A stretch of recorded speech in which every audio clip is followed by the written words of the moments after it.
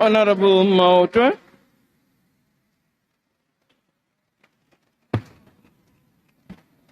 Thank you, Speaker. Greetings to the President, Commander-in-Chief, Tate Malema, Commissars, and all EFF ground forces in South Africa, Africa, and the diaspora. We want to once again invite the people of South Africa to join the gathering of the poor, the working class, civil society, traditional leaders, pastors, and ground forces who will be gathered here in the city of Cape Town to celebrate the EFF's 12th anniversary.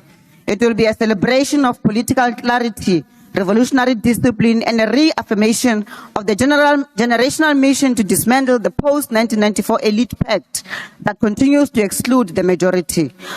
Speaker, the EFF rejects the proposed appropriation bill tabled by the Minister of Finance. We have participated in all mini-plenary debates and made concrete and substantive submissions of practical amendments that are going to give us the people's budget.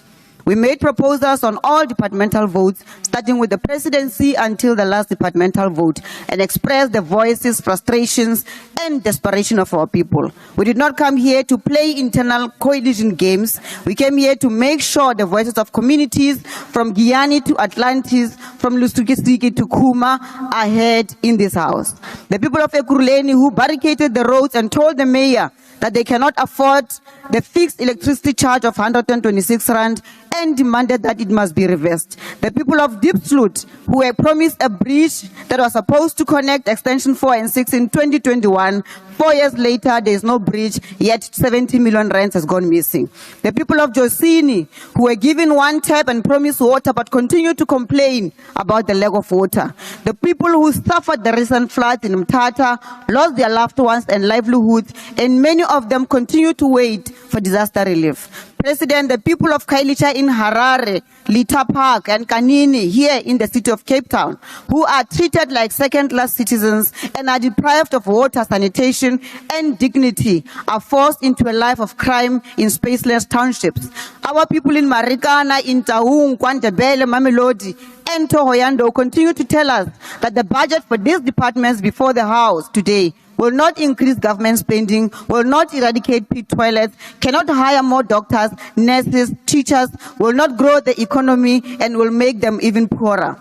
These are the people who are not considered by people who support this budget. We must ask ourselves, who is this budget for? We know that for the supervisors in the government on neoliberal unity, led by the chief supervisor, Ms. Helen Zille, the budget is the tool to fight political squabbles inside the GNU. It is not a tool for transformation. It is not a tool for redistribution. It is not a tool, a weapon to fight unemployment, poverty, and inequality. It is a compromise budget negotiated in smoke-filled back rooms to keep a thinking coalition afloat. We know that for the members of gang units and prison gangs, they are just happy to be in cabinet, enjoying the gravy train. They don't care about the poor and what this budget means for them. We are still not sure why some in the GNU today support this budget, because it is the same budget that was tabled in the past 10 years, and they rejected it in each of those years. The only thing that has changed now is that the very same people are now in cabinet. Principles have been sold for posts and blue light.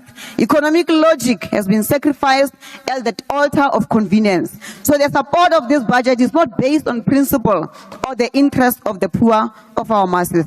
President, we did not just object to the departmental budget. We said there are things that all of us can agree on.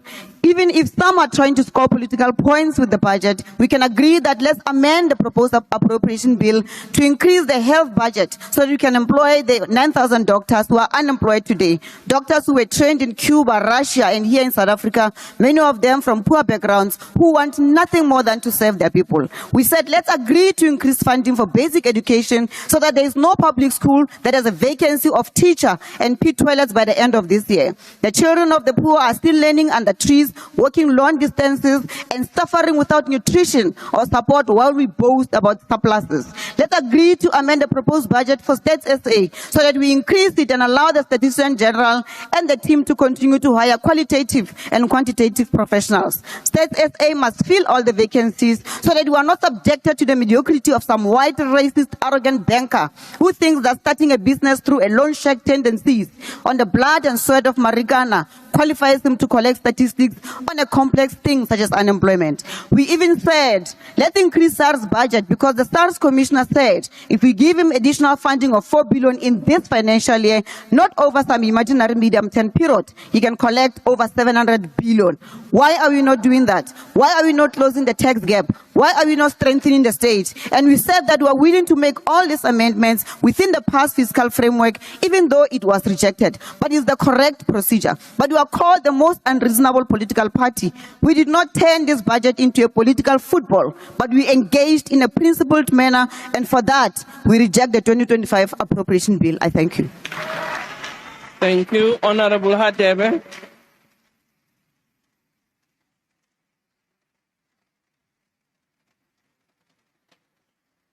Thank you. Thank you, Honorable Speaker. The Inkatha Freedom Party welcomes the opportunity to engage with the appropriation bill, a bill that lies at the very heart of our constitutional democracy and speaks directly to how we prioritize the hopes, livelihoods, and development of the South African people. This bill comes at a time when the South African economy is still struggling to fully recover from years of mismanagement, deepening inequality, systemic corruption, and sluggish growth.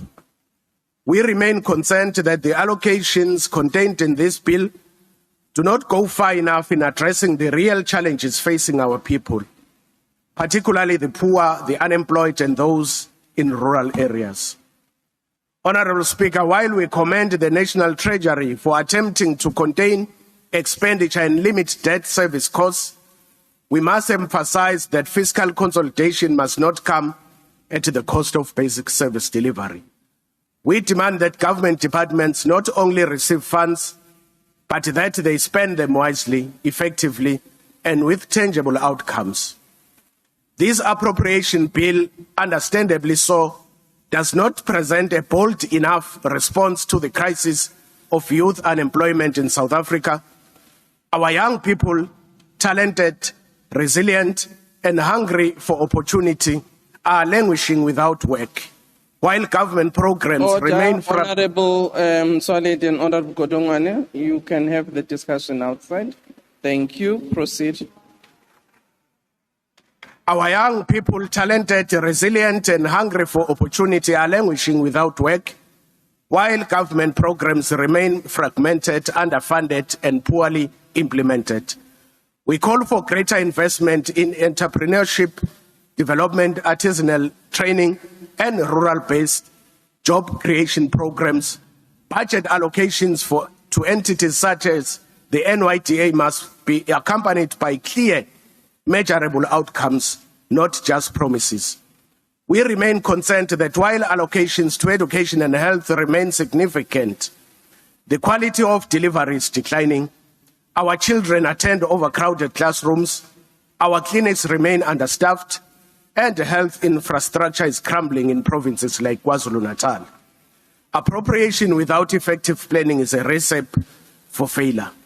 We wish to remind this House that no amount of appropriation can achieve development goals if the cancer of corruption is not decisively rooted out. The billions lost through irregular, fruitless, and wasteful expenditure each year undermine the very spirit of this bill. The appropriation bill must reflect not just numbers and vote, but values and vision. We call for a budgeting process that is pro-poor, pro-rural, and rooted in accountability. We want to see a government that not only spends, but delivers. The IFP will support this bill with cautious optimism while holding departments to account for every cent allocated.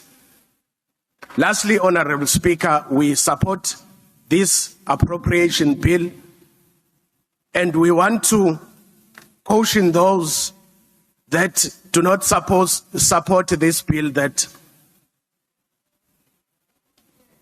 on the 15th of every month, abayeke ukusibuza ukuthi phungane isingenile kuwe. I thank you. Thank you.